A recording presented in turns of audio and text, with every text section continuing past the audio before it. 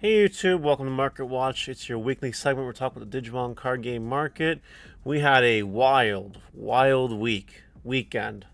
6 tournaments, 6 Bandai official big, thick tournaments. 4 IRL at Gen Con and 2 online. It's almost 4 a.m. in the morning, and I just got back, and there's so much to talk about. If 6 tournaments isn't enough to help shape the meta and know what you should be playing or what you should be trying to counter in the meta, I don't know what is. So we're going to look at some prices of some cards, movements that happened because of certain tournaments, certain decks doing well, and we're going to go from there. If you guys like this content, don't forget to like, comment, subscribe, turn that notification bell, and smash potatoes. That way you know when all these amazing Digimon videos go live. Omnimons. I think the big outlier here is the regular Blitz Omnimon had a lot of cards purchased, a lot of single copies. It's at $13 now, which is the highest we've seen from it in a very long time. And the Blitz Omni Altarts, they haven't really moved, but these budget ones, they're moving. People are playing them in Wargrey X, Metalgar X, other decks. There's just something about that card that's just seeing play. Everyone wants to play it now, and now here we are. So $13, reasonable. And there's been no real other movement notable. X antibody Omnimon is up to $30 basically. That's kind of cool. We kind of saw that coming. Everything else is just kind of the same. So that's okay. Now, Ancient Greymons. Okay. Out of the 4 IRL tournaments this week, they were won by 4 different decks. Yes, I won one with Ancient Greymon, the DC Grand Prix. And yes, I also came second the day before with the same Ancient Greymon list. Ancient Greymon, a really good meta call, a really good sleeper pick. I'm not going to talk about it today because we're going to have an in-depth deck profile tomorrow, 10 a.m. Eastern. But all you got to know is that Ancient Greymon works. And if y'all are interested in the deck, I recommend getting some copies. It's a very good sleeper pick in my opinion. You can tailor it to just counter the meta, and you just kill people with it. So that's kind of fun. It's a good card. X Antibody. I'm bringing up the pre-release version of this card because it's up there, man. It's almost gone. It's the most expensive pre-release stamp card I think we've had ever. I could be wrong. I could be wrong, but this is definitely up there, if not number one. This freaking card at almost $50. The other 3 decks we're going to talk about that won IRL tournaments today, and online tournaments like that too. They all played this card. This card is becoming a house and home staple card. This X Antibody card. So what's playing it? Well, D-Reaper's playing it. It took the Thursday IRL tournament, the Ultimate Cup, and it took the online, one of the online ones. D-Reaper, it's tier 1. I don't know what you want me to say. It's a good deck. It won the very first regionals, it won Ultimate Cup, and it won an online tournament. It's won more tournaments than anything else this format. It's just tier 1. I would never say the deck is garbage. I never thought this deck was garbage going to BT9. Some people did. I don't know why. But this deck is good. I gave it an honorable mention in my brain of tier 2, it'll be there. It'll kick some butt sometimes, But with its performance, it's tier 1 now, in my opinion. And you gotta be prepared for it. And you gotta put 20 searchers. There's been a little bit of price activity on the searchers, yeah. But where the real activity is in this deck, where the real money is being spent, is this card, Death X. I hope you guys bought them when they were $35. Basically, what ended up happening is I posted on Friday morning the winning deck profile, the deck profile from the Ultimate Cup, and all of these listings went, and it just went up from there. Yep. D-Reaper is good, and they all play Death Xmon now because that card gives just so much power to the deck. It gives it a way to deal with wide boards, which it really didn't have before. You know what I mean? All it had for removal was Pilates head, unless you played other kinds of removal. Death X is just a welcome addition to the deck, and many decks are playing it. So I hope you guys got them at 35 bucks, because this card is just going up, up, up, and up. Alphamon or Yukon. Yes, Alphamon is a tier 1 deck. Yeah, it won one, and it's performing in top tables. It's a good deck. Not quite as bought out as the Death X, obviously. I wouldn't say it's bought out at all.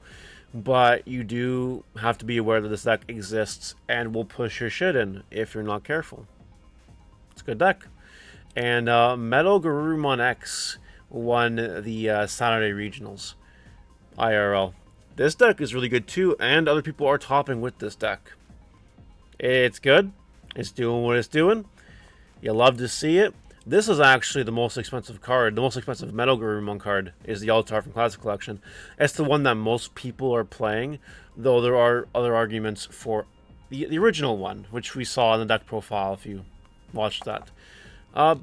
But yeah, max ready, this deck is kind of expensive now, not gonna lie. You should look at the Wargrey and other cards. It's kind of crazy. Anyway, let's move on now to some honorable, funny mentions here. Commandermon, it's doing well. Again, Death Xmon really gives power to this deck, which is really cool. And it also can play Chikurimon, which I think is a really good card, a really good meta call in this meta. This is the most expensive alt-art card in the deck, but you might want to grab these cards anyway. If you don't even believe in Deep Brigade now, you know, we're getting more Deep Brigade support in the near future. We're getting a 5th Commandermon, which is huge, and other cards. So, like, grab them now. Why not? Okuamon is down. It had its little buyout moment at 30 bucks, and now it's back down. You see, while Green hasn't won anything, it is topping these tournaments. There's a whole handful of players that, you know, did well with this deck. Max came 3rd. A bunch of other people did well. Top 8'd. You know, a lot of people thought Green was copium. It's not, but it's not winning. So it's causing, you know, these cards to decrease the price a little bit. And this could just be due to more quantities on the market. So a little bit of everything. Akuamon is now reasonable. I think it keeps going down in price from here. I hope you guys didn't buy them. My last marker watching me in the comment, if you're a Green believer, buy them. If you're not, don't. So I hope you weren't the Green believers. Wargrey X. Another deck that's taking some top spots in some of the tournaments. Not as many as the other decks we've mentioned so far, except for Ancient Greymon, of course, and Commandermon. But it is doing well. It's another deck that can just take all your security away and just win the game with the Blitz Omni. Pretty good deck. All-target expensive. Good card.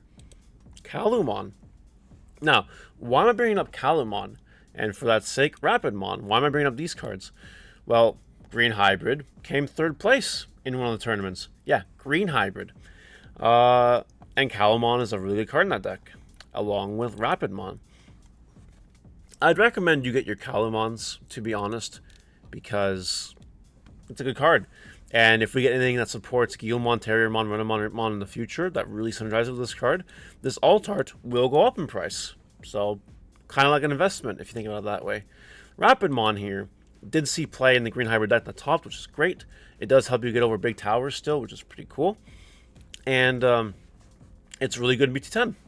So, I'd grab this card sooner rather than later, to be honest. Kaidos Breath had some activity. It's a little more expensive now. This is my Beelstar mention. Beelstar is also kind of doing well. It's taking some top placements as well. Not as many, but it is a good anti-meta deck, along with Security Control, which Security Control, nothing really to mention except Death Xmon's a really good addition, and all the regular cards you see in Security Control.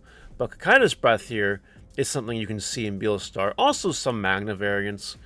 It's good, or Magna variants, Metalgar variants, and it's a good card. And now it's a little bit of money.